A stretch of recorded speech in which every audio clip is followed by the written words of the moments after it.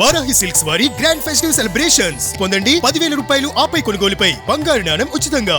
ఏం చదివారు మీరు అసలుకి? నేను బీటెక్ చేశాను. ఎక్కడ? బీటెక్ చేసి ఎల్ఎల్బి చేశాను. ఇక్కడ ఇబ్రహంపట్నంలో దిల్షునగర్ దగ్గర ఇబ్రహంపట్నం ఉంటుంది అవును. కదా, అక్కడ రాజమహేంద్ర కాలేజ్ ఆఫ్ ఇంజనీరింగ్ అని అక్కడ బీటెక్ చేశాను. ఎల్ఎల్బి ఎందుకు చేశారు? వకీల్ జాబ్ కోసం? ఐడియా ఏంటంటే నా ఎల్ఎల్బి ఫినిష్ అయ్యే ఫస్ట్ ఇయర్ సెకండ్ ఇయర్ టైంలో నాకు వకీల్ సాబ్ వచ్చింది. నేను షాక్ అయ్యాను, అదేంటి ఎల్ఎల్బి చేస్తున్నాను వకీల్ సాబ్ వచ్చిందని. సెట్లో కూడా కామెడీ చేసేవాళ్ళు, ఎల్ఎల్బి చదివావు కదా ఇదేంటో చెప్పు అదేంటో చెప్పని. అంత నాలెడ్జ్ లేదు, జస్ట్ చేశాను అని చెప్తుండే. కానీ అనుకోకుండా వచ్చింది ఇండస్ట్రీకి. అనుకోకుండా ఏం కాదు, నాకు చిన్నప్పటి నుండి ఇంట్రెస్ట్ అదే ఉండే, బట్ వస్తానని ఎక్స్పెక్ట్ చేయలే. ఏదో ట్రై చేద్దాము అని అనుకున్నాను, కానీ ఇక్కడే ఉంటాను లైక్ యాక్టింగ్ కెరియర్ ఉంటది అని మాత్రం ఎక్స్పెక్ట్ గాడ్ ఫాదర్ ఎవరు లేరు కదా అనన్య? లేదు. పేరెంట్స్ ఏం భయపడలేదా? యాక్చువల్లీ నేను చెప్పలేదు. ఫస్ట్ ఫిల్మ్ షూటింగ్ అవుతున్న వరకు ఇంట్లో తెలియదు అనమాట. షూట్ అయిపోయి రిలీజ్ అయిన టైంలో నేను మా అన్నకు చెప్పా ఫస్ట్, ఇట్లా ఒక ఫిల్మ్ చేశాను, రిలీజ్ అవబోతుంది, ప్రియదర్శిత చేశాను అని చెప్తే హీ వాజ్ షాక్డ్. ఏంటి అసలు ఫిల్మ్ చేయడం ఏంటి, ఏం మాట్లాడుతున్నావు అసలు? ఇంట్లో చెప్పకుండా ఒక ఫిల్మే చేసేసారు. బికాస్ మా ఇంట్లో అస్సలు ఒప్పుకోరు, ఓకే, నో ఛాన్స్ అసలుకి. సో అందుకని ముందు చేసిన తర్వాత చెప్తే సరేలే, అప్పుడు తిడతారు మా అంటే ఇంకేం చేయలేరు కదా అని చెప్పి. అండ్ ఆల్సో నాకు ఫస్ట్ నెగిటివిటీ తీసుకోవడం ఇష్టం లేదు. సో అప్పుడు చెప్పకుండానే చేస్తాను. ఇంకా చెప్పిన తర్వాత ఒక 2 monthsకి ఫిల్మ్ రిలీజ్ అయింది. అంటే 2 monthsకి ఫిల్మ్ రిలీజ్ అవుతుంది అన్న టైంలో చెప్పాను. 2 months తర్వాత అప్పుడు ఆ 2 months చాలా గోల అదంతా నడిచింది ఇంట్లో. తర్వాత 2 months తర్వాత చూసిన తర్వాత ఎవరు లైక్ ఫైన్, ఓకే మంచి రోల్ చేసింది, అంటే అది చాలా పర్ఫార్మెన్స్ అదంతా ఉంటుంది కదా, ఓకే దీనిలో టాలెంట్ ఉంది అని చెప్పేసి అప్పుడు కొంచెం ఓకే.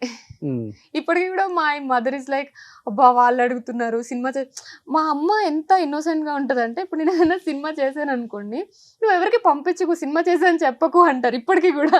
అదేంటమ్మా సినిమా ఎంత ఖర్చు పెట్టి చేస్తే వాళ్ళకి తెలియాలి కదా, వాళ్ళు వచ్చి చూడాలి కదా అంటే, ఏం వద్దు ఎవరికి పంపించకు అంటారు. సో అంత ఇన్నోసెంట్ ఉంటారు ఇప్పటికీ కూడా. సినిమా చూసి వచ్చి చెప్పాలి మీ అమ్మాయిని చూసాం ఆ సినిమాలో.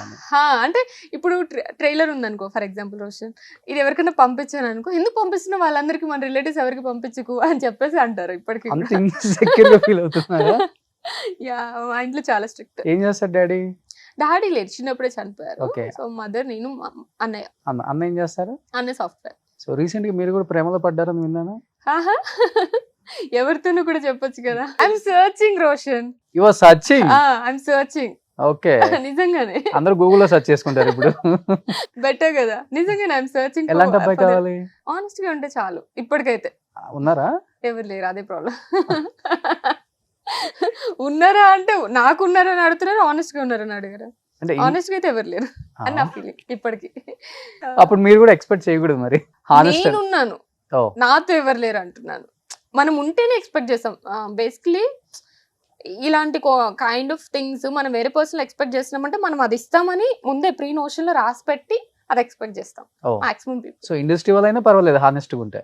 It's a tricky question. I don't think so. ఇంకా పెద్దగా ఎవరు మిగిలి లేరు అబ్బా పెద్దవాళ్ళు. ఇండస్ట్రీ కష్టం. వద్దా? I don't. మీకు ఇండస్ట్రీ కావాలి కానీ మీకు ఇండస్ట్రీ వాళ్ళొద్దు.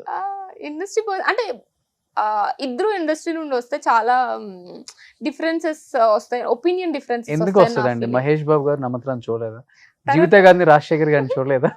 శ్రీకాంత్ గారు ఊహ గారిని చూడలేదా? చూసారు అది అప్పుడు. సూర్య గారు జ్యోతిక గారిని చూడలేదా? అదే అప్పుడు చెప్తున్నారు మీరు, ఇప్పుడు కష్టం చాలా. అంటే రీజన్ కూడా ఉంటది కదా ఏదో. టు బి ఫ్రాంక్ చెప్పాలంటే, ఆనెస్ట్ గా చెప్పాలంటే, వీ హ్యావ్ ఆఫ్ కోర్స్ బయట వాళ్ళకి కూడా ఆప్షన్స్ ఉన్నాయి, నేను కాదు అనట్లేదు. బట్ ఇక్కడ ఏంటంటే లాట్ ఆఫ్ ఆప్షన్స్, చాలా ఎక్కువ ఆప్షన్స్ ఉంటాయి అబ్బాయిలకి. సో కొన్ని డేస్ కి బోర్ కొట్టేస్తామేమో అనిపిస్తుంది నాకు. బికాస్ కొత్త వాళ్ళకి అనిపిస్తూ ఉంటారు కదా ఎప్పుడు. సో నాకంత అది ఆల్రెడీ లైఫ్ లో ఉన్న ప్రాబ్లమ్స్ చాలు, మళ్ళీ ఇంకొకటి తెచ్చుకోవాలని లేదు నాకు. సో సాఫ్ట్వేర్ లో సాఫ్ట్ గా ఉండే అబ్బాయి కావాలి. నాట్ జస్ట్ సాఫ్ట్వేర్, ఏదైనా పర్లేదు apart from industry. First crush ఇండస్ట్రీలో అసలుకి? ఇండస్ట్రీలో అయితే నాగశౌర్య గారు. ఇండస్ట్రీలో అయితే ఆయన క్రష్ అంటే అదే మహేష్ బాబు గారు చెప్తాను. ప్రభాస్. అఫ్ కోర్స్ వాళ్ళు చిన్నప్పుడు చాలా ఇష్టం. వాళ్ళు చిన్నప్పుడు అంటే వాళ్ళు ఫీల్ అయిపోతారంటే లేదు అలా కాదు, కానీ ఆబ్వియస్ గా మనం ఫిల్మ్స్ చూస్తాం కదా, ఇప్పుడు ప్రభాస్ గారివి కానీ మహేష్ బాబు గారు కానీ చూస్తూ పెరుగుతాం కదా. ఊత పదం ఏంటి మీరే చెప్పండి, ఇంతసేపు విన్నారు కదా. ఇంతసేపట్లో వాడలేదు అందుకని నేను చెప్తాను. అయితే లేదు. ఆబ్వియస్లీ హానెస్టీ రెండేకైతే కాదు కదా. ఆనెస్టీ అయితే ఎక్కువ వాడను, ఆబ్వియస్ గా వాడతానేమో కొంచెం. అదే ఎంత అందంగా ఉంటావు, ఇండస్ట్రీ నుంచి ఎవరు ప్రపోజ్ చేయలేమా? లేదు రోషన్, నో వన్. బయట నుంచి కూడా ఐ ఫీల్ లైక్ ఏంటంటే జనాలకి ఎలా అనిపిస్తుంది అంటే, ఓకే వీళ్ళు ఇండస్ట్రీ కదా, ఆల్రెడీ కమిటెడ్ ఉంటారు, దే హ్యావ్, ఇందాక నేను చెప్పినట్టు they have lot of options కదా, చాలా మంది చుట్టూ ఉండి ఉంటారులే, ఎవరో ఒకళ్ళు కమిటెడే ఉంటారు, వాళ్ళు ఎప్పుడు ఖాళీగా ఉంటారు అనే ఫీలింగ్ లో ఉంటారేమో. సో ప్రపోజ్ అయితే ఎవరు చేయలేదు. ఊరికే అనుకుంటారు అట్లా అంతే. నాకు అదే అనిపిస్తుంది. నాకు ఒక్కొక్కసారి అయితే అరే నేను కాదు, నేను కమిటెడ్ కాదు, నేను సింగిల్ అని చెప్పాలనిపిస్తుంది, బట్ దట్స్ ఓకే. ఇప్పుడు చెప్పేసా కదా. చెప్పాను ఇండైరెక్ట్ గా.